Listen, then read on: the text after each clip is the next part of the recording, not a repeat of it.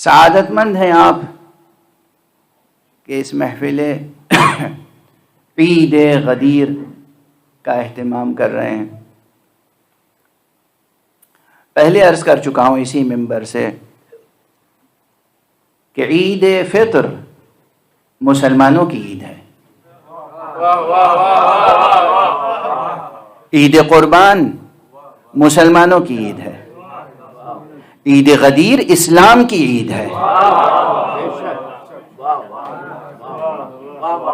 عید غدیر اسلام کی عید ہے۔ اس لیے کہ آج حق سبحانہ و تعالی نے اعلان فرمایا تھا الیوم اکملت لکم دینکم واتممت علیکم نعمتی ورضیت لکم الاسلام دینا۔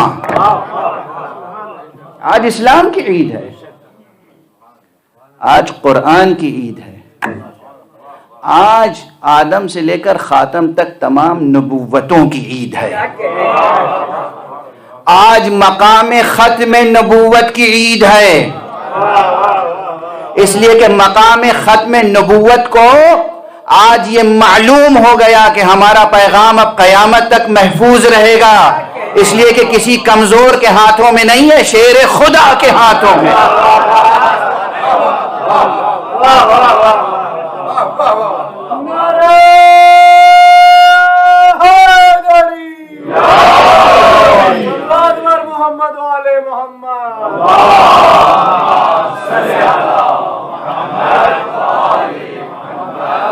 الیوم کیا لحن قرآنی ہے، کیا پرشکو آہنگ ہے۔ کوئی بھی مفسر ہو، قرض قرآن ادا نہیں ہو سکتا جب تک کہ وہ یہ نہ بتائے صاف صاف کہ الیوم سے مراد کون سا دن ہے۔ بعض مقامات قرآن مجید میں ایسے ہیں، ہاں میں جانتا ہوں بعض مفسرین بھی ایسے ہیں جو زمین اور آسمان دونوں سے اپنا رشتہ توڑ کے تفسیر لکھتے ہیں۔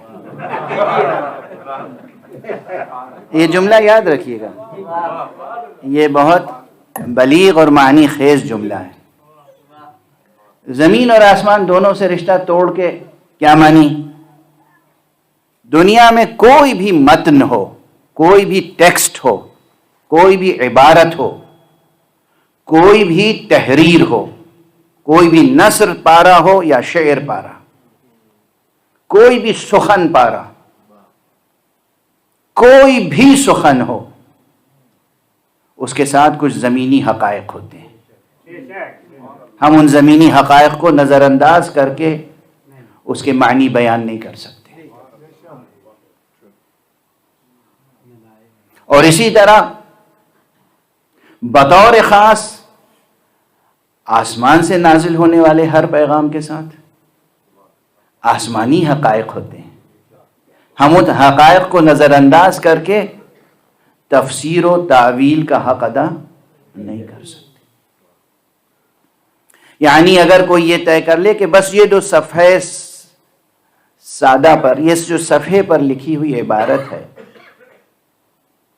بس اس عبارت کو ہمیں دیکھنا ہے، ہمیں نہ آسمان کی طرف دیکھنا ہے، نہ زمین کی طرف دیکھنا ہے، نہ واقعاتی حقائق کی طرف دیکھنا ہے، نہ وجودی حقائق کی طرف، نہ زندگی کے حقائق کی طرف، نہ اپنے نفس سے اسے جوڑنا ہے، نہ متکلم کی طرف دیکھنا ہے، کہنے والا کون ہے، مخاطب کون ہے، مخاطب کون ہے، مبلغ کون ہے، سامع کون ہے، ہر حوالے سے کٹ کے بس یہ اب عبارت ہے ہمارے سامنے، اس عبارت سے جو کچھ مضمون نکلتا ہے وہ حجت ہے۔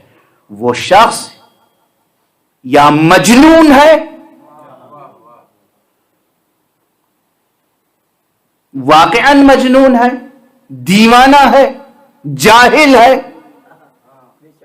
اور یا پھر وہ بنا ہوا جاہل ہے۔ علم رکھتے ہوئے جہل برت رہا ہے، حقیقت جانتے ہوئے اس سے اغماض کر رہا ہے، منظر سامنے ہے مگر چشم پوشی کر رہا ہے، آواز گونج رہی ہے گنبد بیدر میں مگر اپنے کانوں میں انگلیاں دے کر بیٹھا ہوا ہے۔ یعنی وہ شخص عالم نہیں، فریب کار ہے، ہادی نہیں، غال اور مضل ہے۔ یعنی اس نے اپنے ذمے خدا کی بندگی نہیں، شیطان کی بندگی کا طوق اپنی گردن میں ڈالا ہوا ہے۔ کیسے زمینی حقائق کو نظر انداز کر کے آپ تعویل و تفسیر بیان کر لیں گے؟ کس طرح آسمانی حقائق کو آپ نظر انداز کر کے بس یہ عبارت ہے اور ہم، ممکن ہے؟ مگر یہ ہر عبارت کے ساتھ واقعات ہوتے ہیں۔ اگر حق سبحانہ و تعالی نے کہا ہے الیوم، تو وہ کوئی خاص دن ہے۔ ازل سے لے کر ابد تک تمام لمحات زمان اس ایک دن کی طرف دیکھ رہے ہیں۔ الیوم، کون ہے وہ دن؟ کون سا وہ دن ہے جس دن کیا ہوا؟ اکملت لکم دینکم، ہم نے تمہارے لیے تمہارا دین مکمل کر دیا۔ اللہ اکبر۔ وَأَتْمَمْتُ عَلَيْكُمْ نِعْمَتِي، اور تمہارے اوپر اپنی نعمت تمام کر دی۔ کہنے والا کون ہے؟ اللہ، وہ قادر مطلق جس کے خزانے میں کوئی کمی نہیں، نامتناہی خزانہ رکھنے والا، اگر یہ کہے کہ آج ہم نے نعمت تمام کر دی،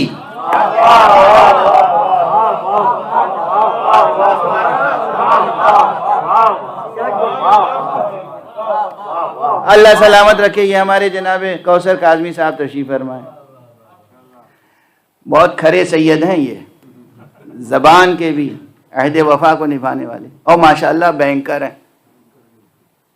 اب میں اپنے انداز سے کہہ رہا ہوں، اگر یہ اپنے بینک کے خزانوں کو کھول دیں، تجوریاں کھول دیں اور کہیں آج ہم نے فقراء کے لیے سب لٹا دیا اللہ کی راہ میں، تو کون سی بڑی بات ہے؟ جتنے بڑے بھی ہوں مگر یہ کیا اور ان کا خزانہ کیا؟ مگر پھر بھی لوگ کہیں گے بھئی دیکھو تاریخ بن گئی، آج ہسٹری رقم ہو گئی۔ ایک شخص نے تجوری کے دہانے کھول دیے اور کہا اللہ کی راہ میں آج ہم نے تمام کر دی۔ تمام کر دی، یہ وہ کہہ سکتا ہے جس کا واقعی تمام ہو جاتا ہے۔